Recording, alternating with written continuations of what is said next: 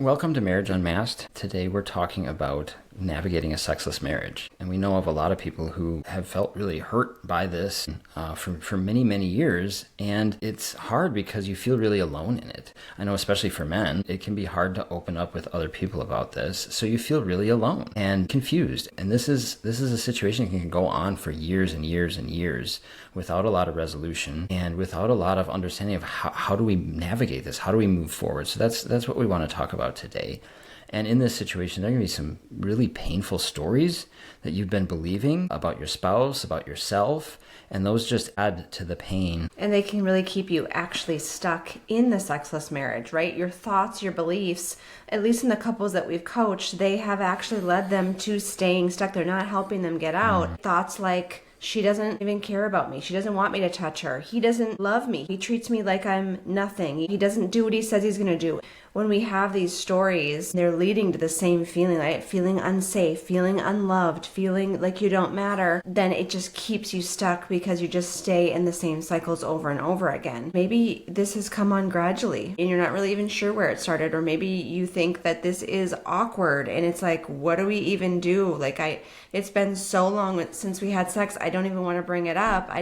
You've maybe gotten into such a pattern of where, that's just not a part of your relationship. And so it may seem fine that it's not a part of your relationship. Or maybe there's lots of tension about it and you know your spouse is really upset about it, or you yourself are underneath really upset about it, but yet there's nothing changing. I think so many couples who are going through this, there's a different reason. It's not just like a one size fits all. This is why you're in a sexless marriage. The couples we've coached, the women that I've worked with, that's not the case. There's so many different reasons. And, we're going to try to go into some of those today. But regardless, I want you to know you're not alone, right? You are not the only one. There are other couples who are going through this.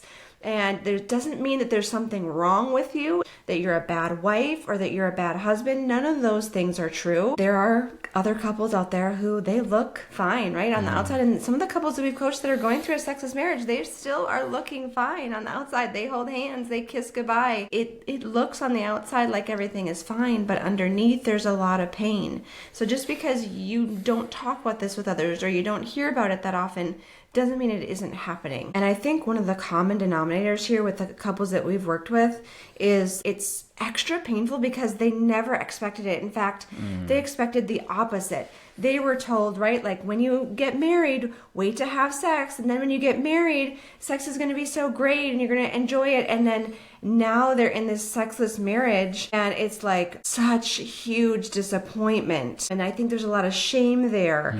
And there must be something wrong with me, or there must be something wrong with her or with him. And that's why we have to be really careful when we talk about sex and we talk about purity and all of that, because that can really lead people to feeling really disappointed. And I just don't think it's true. We can't promise people that just because they wait to have sex until they're married, it's going to be fine. It's just not true. I'm just going to be honest about this. Sex in any marriage is going to be a challenge at times. There will be ups and downs.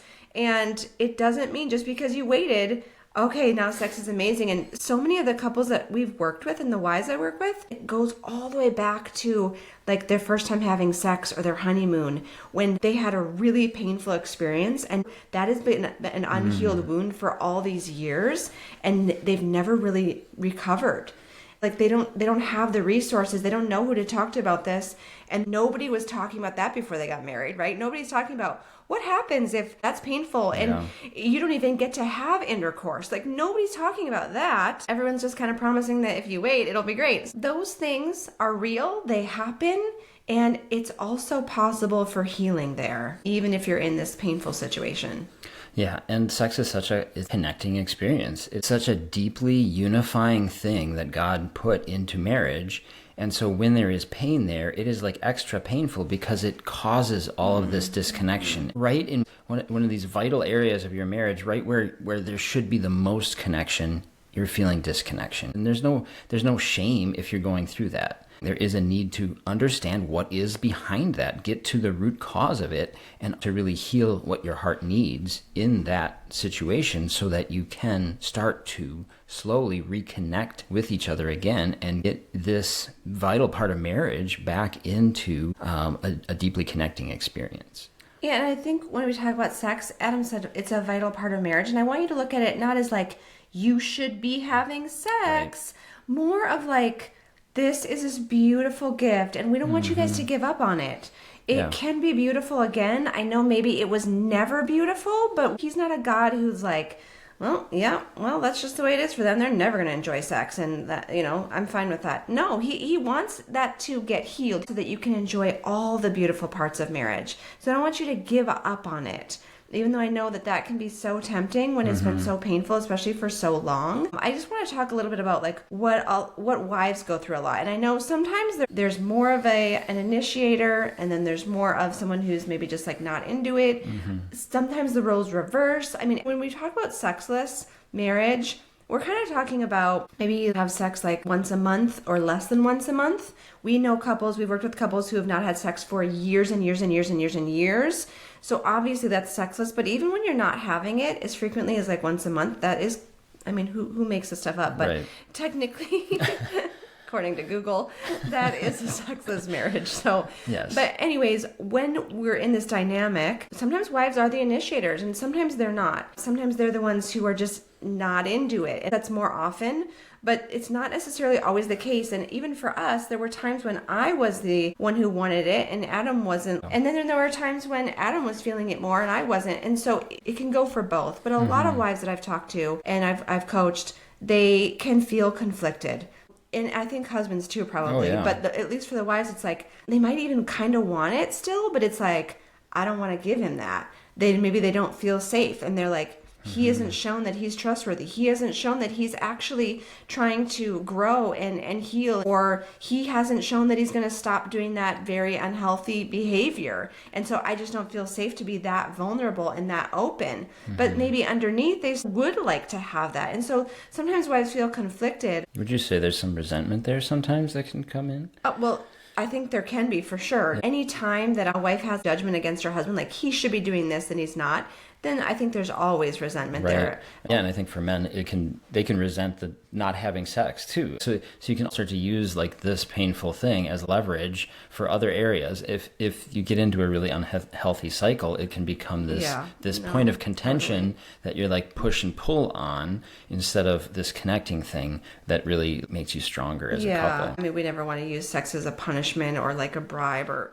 obviously if that's happening, that's kind of like a red flag. Absolutely. Like, But I think also wives can even be disconnected from the desire, right? If it never was pleasurable for them, they can be really disconnected from that desire. If there was trauma around sex, if there was trauma about their body, if they have stories about men, all kinds of things can actually cause us to be disconnected from our desire.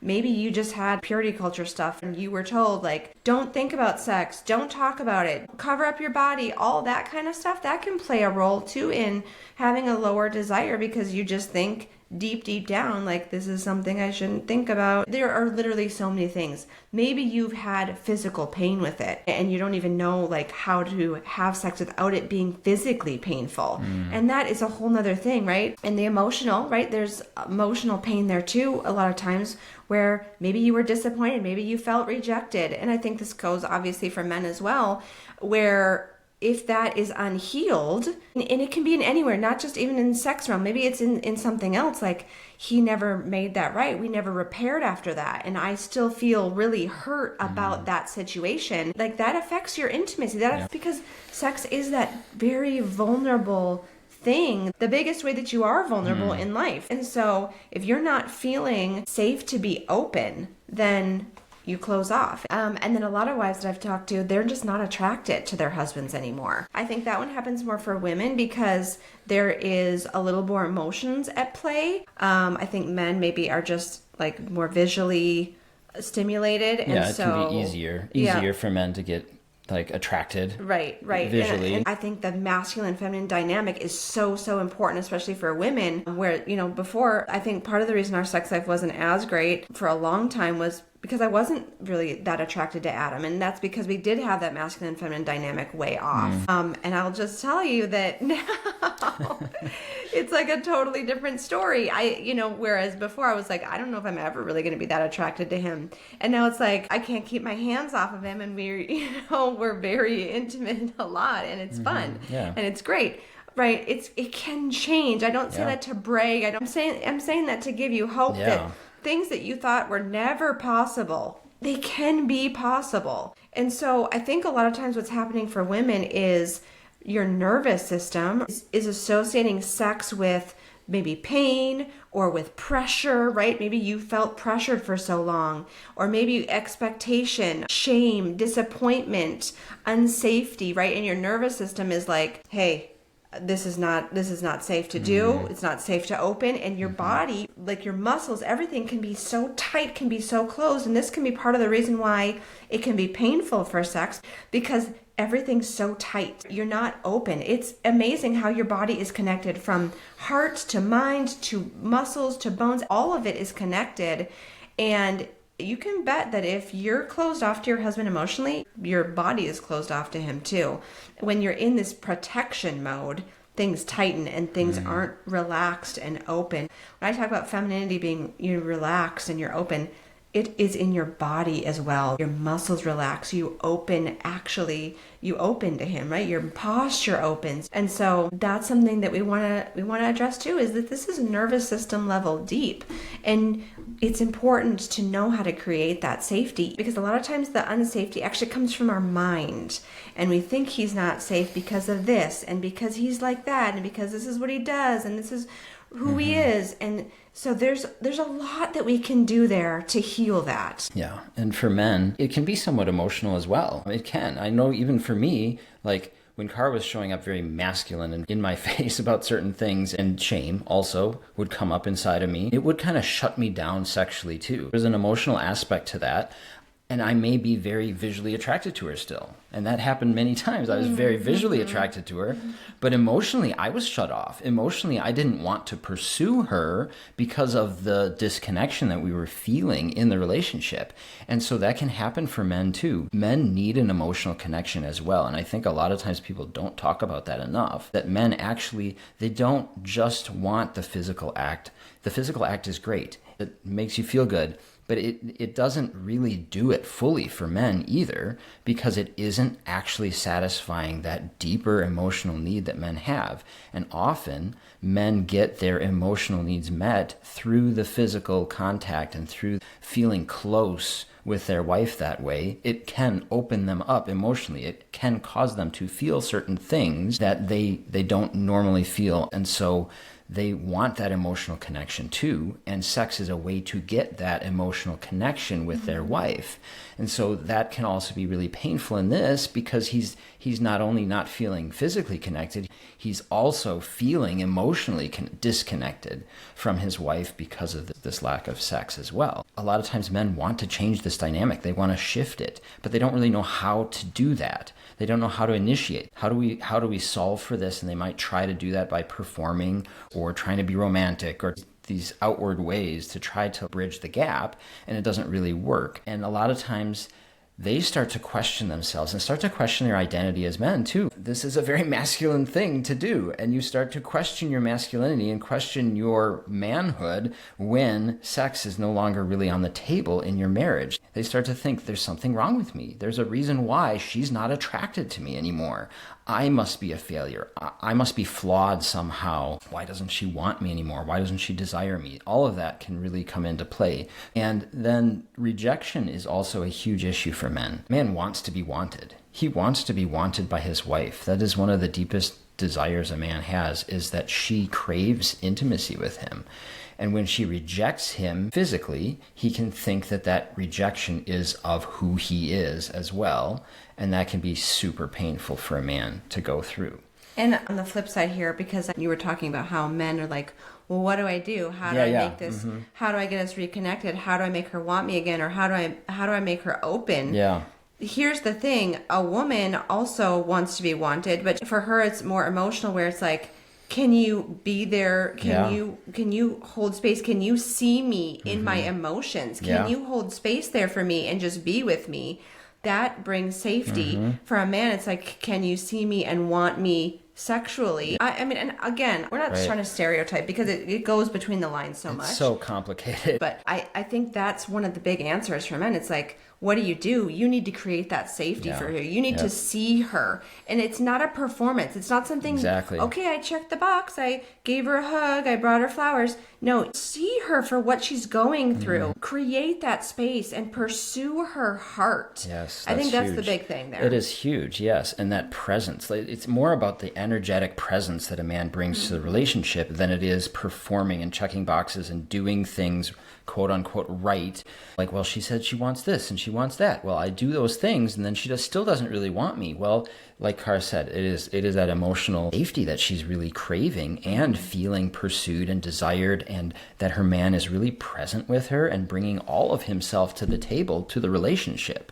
That's important, that he's authentically loving her, all the time. Another way, or another challenge in this whole topic is pornography for men.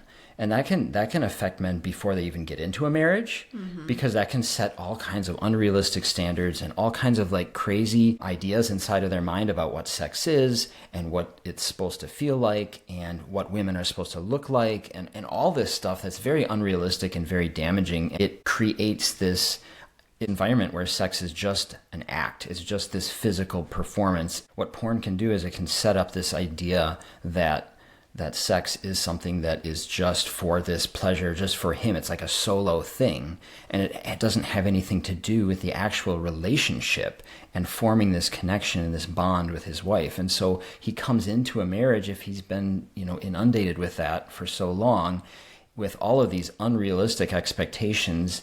And then in some ways he feels unsatisfied by this new experience because he's so used to getting pleasure and so used to getting connection and so used to this other thing that he's been caught up in. And that can happen before the marriage and can complicate things very much in the sex life in the marriage. And it can also become a temptation in a sexless marriage, because a man who is continually feeling rejected by his wife may have all of this pent-up energy and he doesn't know where to go with it. He doesn't know what to do with it. And so he may be tempted to find that physical release elsewhere and start to do things that can damage the relationship and create this unhealthy habit that he's doing that is then even more disconnecting from his wife. And then he doesn't go after pursuing her, and he's not pursuing that connection. And so it can just loop back on itself and can be very, very hard and a painful kind of trap for men when they get stuck in these porn addictions and things like that. Well, and it is an addiction, right? So there's deeper things underneath. It doesn't magically happen, right? You were hurting. There's wounds there that need healing, and that's why you went to it. You're going to it to try to fill a void, to try to feel better. Some marriages, the husband is bringing porn even into their sex life. It's like a passive move. Like, I don't want to necessarily make the effort to pursue her or to maybe make this pleasurable for her. I'm going to bring in porn and hopefully that'll do it. We really need to do a whole episode on porn, but there's so much more to that than just like, okay, my wife isn't having sex with me, so I'm going to go to porn. There's so much more to it than that. Much deeper issue. But obviously, it is a big temptation when you're in a sexless marriage. Yeah. For both, really. Absolutely. And then I want to talk too about like the lack of masculinity, because I think that's a big part of this too. How he views his masculinity and stepping out of that masculinity can play a huge role in this as well. You have to think of yourself as a whole person. Like, a healthy man is a man who takes care of himself, mind, body, heart, soul, all of it. And that all comes into play. I know for me, I was often stepping out of my masculinity. I wasn't really embracing who I was as a man and living into that potential of who God made me to be, and seeing my identity as a son of my Father in heaven, and knowing who I was, that I was strong, that I was capable, and not really taking care of myself. So I wouldn't be getting enough sleep. I wouldn't be eating right. A lot of these things were affecting how I was showing up. I wasn't pursuing her because I really didn't have a lot of self-esteem and self-respect. And so if you don't see yourself as the man that God made you to be, you don't show up as the man God made you to be. And you are often playing it small. I was, like we talked about that nice guy energy in that other podcast not that long ago. I was in that state and I was really stepping out of my masculinity, and that was affecting everything in our relationship and our dynamic, including our sex life, because a man who is really strong in his masculinity is going after things. That's how God built us to be. So a man penetrates the world. He gives his gifts to the world. He goes after things in the world, and he gives the uniqueness that God gave him. He gives that to the world. That is what he's designed to do. He goes after his wife. He penetrates his wife, and he gives her himself. And that is really a powerful thing. That's really how God designed it. You can look at basic biology. That makes a lot of sense, right? Like a man gives and a woman receives. And a man is designed that way. We, in our masculinity, are designed to give and to go after and to penetrate the world, our wife, and pursue that connection. And so when I'm like stepping out of that, when I'm not going after that, I'm showing up much more passive. I'm showing up much more weak. I'm not going after things in life. I'm not going after my wife. I'm not pursuing connection. I'm very much letting life hit me instead of going after a strong position in my life and really living my life for God and for my wife and for my family and for myself. And that is what a man does. And so, I mean, there's just so much we could talk about there. We could go after a lot of things there. But to be a strong man, you are going after strength in your mind, in your body, in your heart, in your soul. You're really filling up on the strength that God provides in all those areas. Your hormones are part of that. So like when you are healthy and your testosterone levels are high, then you are going to be more in your masculine. And so it's really important for men, especially men who are struggling in their sex life with their wife or are in that more passive state, to really be working out. That was one of the big things that started to shift things for me. And I thought it was crazy. When I was in my brotherhood, I was getting feedback about, you need to work out, you need to lift some weights, you need to do some things like that. And I was like, well, how's that going to solve anything?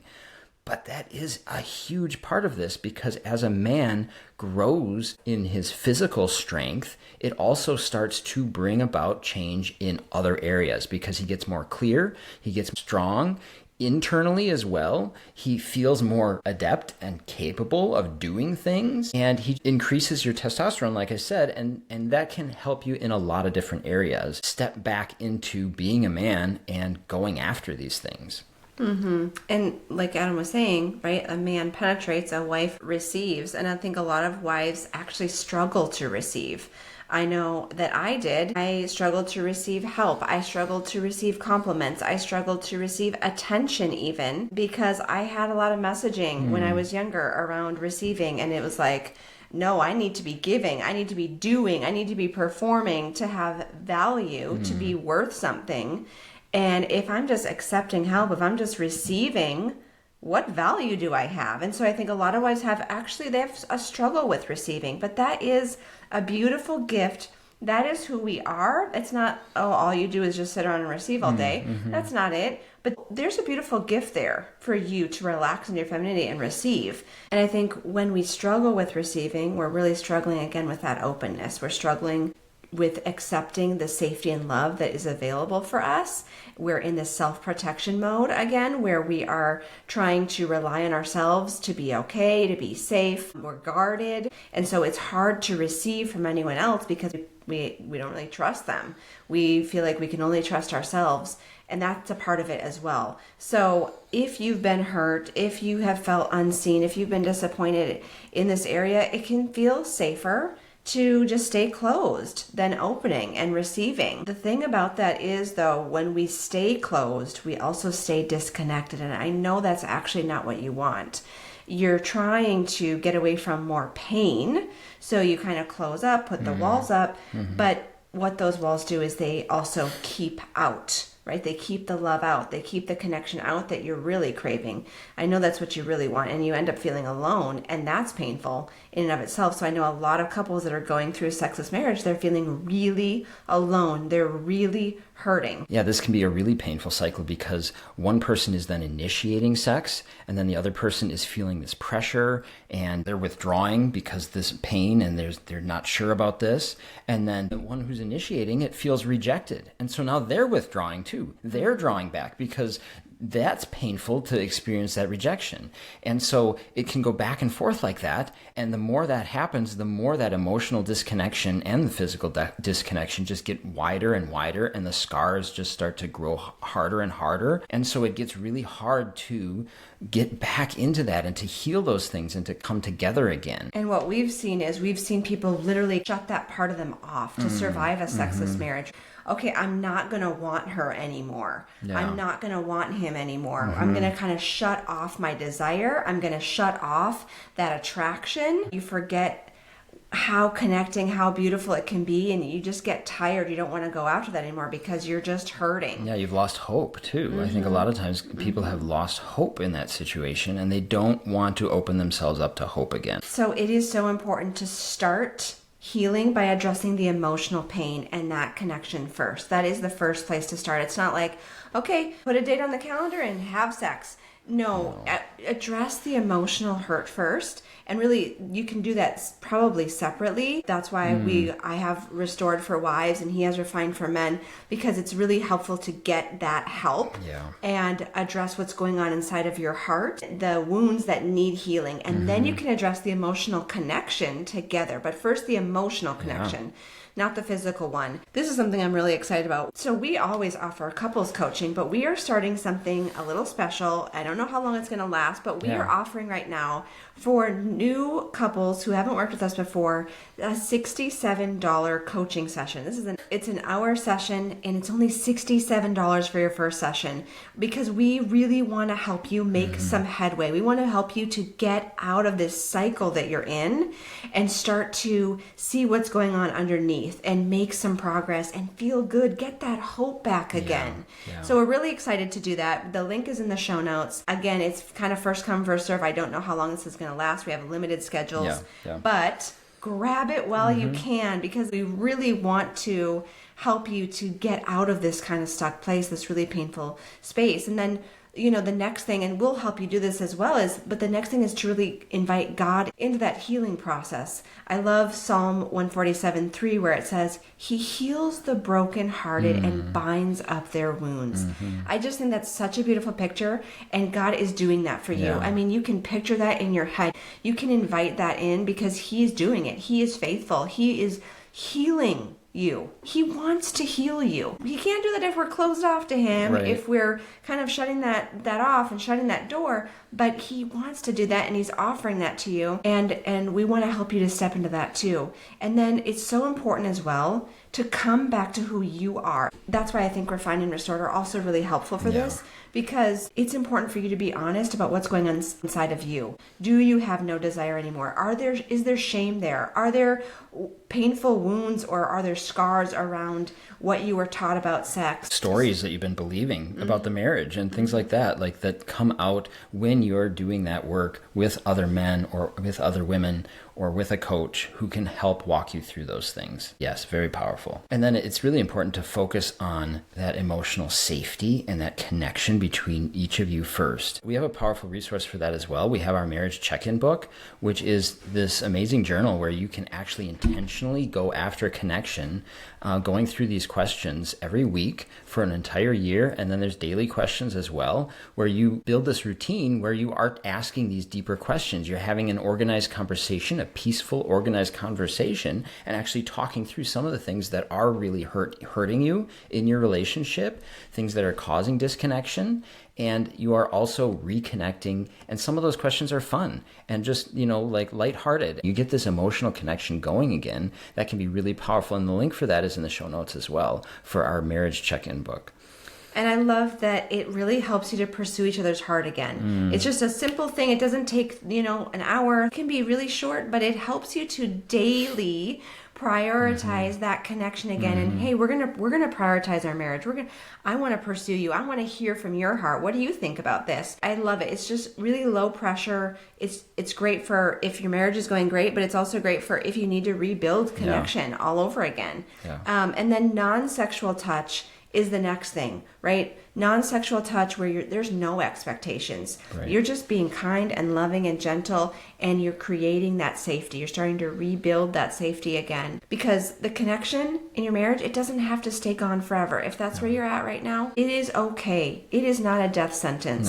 No. Deeper healing is needed, right? That's very clear. Your heart needs care, and there's a lot of wounds there that need healing. But the season that you're in, it doesn't define you. It doesn't define you as a wife or a husband. It doesn't define your marriage. Your marriage is not a failure. Yeah. You didn't do anything wrong.